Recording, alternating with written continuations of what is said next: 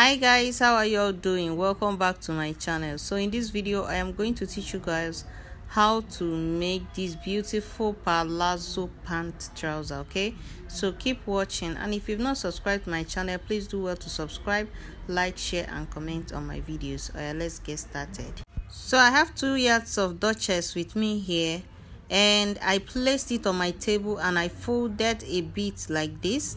I folded it by 20 inches. Sorry, I folded it by 20 inches. That is how wide the folding is. So I marked my starting point, which is also my waist point. Okay, I marked my starting point, and from there I'm going to place my tape on a straight line. I removed 2 inches for the band, the waistband. Then I placed my tape on a straight line. My 2 inches started from the point that I marked. So the length of this trouser is going to be 43. Then I added this. I just want to use the whole length because I don't want to make mistakes at the end. Okay, so we are going to mark my crotch point. So this is how to measure your crotch point. From your navel, you measure under your VJ. I have 11 here, but I'm going to add 1 inch to make it 12. So my crotch point is 12 inches. Take note of this. This is how to measure your crotch point. So next thing is to mark my hip point, because that starting line is my waist point. So my hip point is going to be at 9 inches. I am going to mark the 9 inches. Okay, so after marking down the 9 inches, the next thing I am going to do is to divide my waist circumference by 4. This is how to measure your waist circumference. This is where your waist circumference is. Measure your waist circumference here. Mine is 34. Then watch how I'm going to divide it for the beginners. I'm going to divide it like this. This is 34. I divided by 2, and I'm going to divide by 4 now, and it gave me 8.5. So I'm going to mark it down. That is my waist circumference divided by 4. Then I add extra 2 inches for seam allowance. Then my hip circumference divided by 4. I measured my hip. My hip is 42. Divided by 4 is going to be, I divided with 3 times. Then the 4th time is 10.5. I mark 10.5 plus 2 inches seam allowance. Then this is how to measure your crotch point. You see what I did there? That is how to measure your crotch point, your crotch circumference. Sorry. So my crotch circumference is 29. 29 divided by 2 is going to give me 14.5, and I added extra ½ inch, making it 15 inches. So I'm going to put it down now. So we have your crotch point and your crotch circumference. Take note of this. The crotch point you measure from your navel under your VJ, and the crotch circumference is around your thigh. Then I marked down 15 inches. My crotch point circumference is 14.5 plus ½ inch seam allowance 15. Then I have to connect all the lines together. So I am going to take down 15 inches all the way down.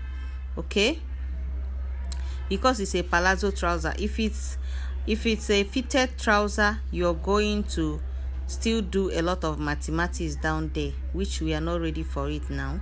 So we are cutting a palazzo trouser, so take note. So here at my waistline, I want to give myself a feminine curve. I came in by 1.5 inch from the side of the trouser here, 1.5 inch, and I'm going to add it back at the front here. So I'm going to add it back here, you see. So that is how I give myself a feminine curve, because this is a female trouser. So that place I just marked now is going to be cut off, and those lines are not visible. They are not important again. So I'm going to cut everything now. So after cutting out the excesses, we are going to take the proper measurement right now. So my real measurement is 43, and I'm added extra 4 inches for the folding because I want it to be very big when folded. So I have 43, 4, 5, 6, 7, 47 in length in total, but the actual length is 43. So this is the front of my palazzo trouser. So let's move over now and cut the back piece of my palazzo trouser. So I folded the back piece again by 20 inches.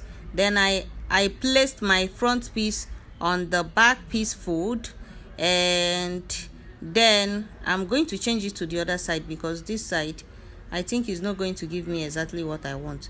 So I changed it to the other side, and this is what we have, guys. So guys, for the back piece, I am going to come up by 1 inch from the top of the trouser length by 1 inch. Then I connect it in a slash method to the waist point of the front pant. Then I came out by ½ inch from the crotch point and then connect to the lines. So I'm going to cut out everything now. So the back is 1 inch longer than the front at the center of the back. Okay, at the center it is 1 inch longer because the back, when your bum we now extract the everything, you will have, it will not be straight again. So that is why I added that 1 inch. So this is what we have after cutting. So we have the back piece and the front piece right now. So let's move over and cut the binding, the waistband. So this is the waistband, and that's the remaining material that is left out from the 2 inches, that 2 yards I had. So we are going to measure it now to see what is left. We have 2.5 inches, and what we needed was 2 inches. The ½ inch is going to be used for the attachment of the waistband to the main trouser. Okay, so that after everything we have 2 inches left. So the length of this waistband is going to be 38. Well, my waist circumference is 34, but I'm going to make it 38 because after joining you might be losing some inches. So I am cutting out the excesses. So after cutting out the waistband, we are going to attach a hemming gum to it, and I will keep it by the side. For the side pocket, we don't have enough material for the side pocket, and I needed a side pocket on this particular palazzo pant, so I had to use this material as the inner pocket. Okay, so you are going to see how I am going to manage the dutchess on this same material so that you will not notice that we had an extra fabric inside. You can see how I use my hand to cut out the pocket. That is how I cut out my own pocket, side pocket. So the length of this pocket is 7 inches. That place that I'm cutting now, the length of that place I'm cutting is 8 inches. Sorry. So I just mark a circled line and I'll cut it in circle, making sure that the edge is 8 inches first. So I'm going to bring my dutchess now. I will be dividing the dutchess and the fabric by 2. Half of the dutchess is, half of the pocket is the dutchess and the material. Okay, so that you will not notice what happened inside there. So that is what I'm doing there. So after that, I'll keep it by the side, then we will continue with the other process. The front piece, I have to go in by 1 inch at the waist point, which is, I'm cutting out the pocket now. Then I connect it to the hip like this in a V shape. Okay, so I'm going to cut it out right now. That is for my pocket, my side pocket. So I'm going to do the same on this thing that I cut out now, the pocket. See what I did on the pocket when I was explaining, and I didn't know if you guys would understand what I was explaining there, but by me looking at the pocket now, you will know what I did there. So I have to follow the lines, the same line I cut on the waist at the main fabric. I am going to follow the lines and cut on the pocket as well, at the pocket as well.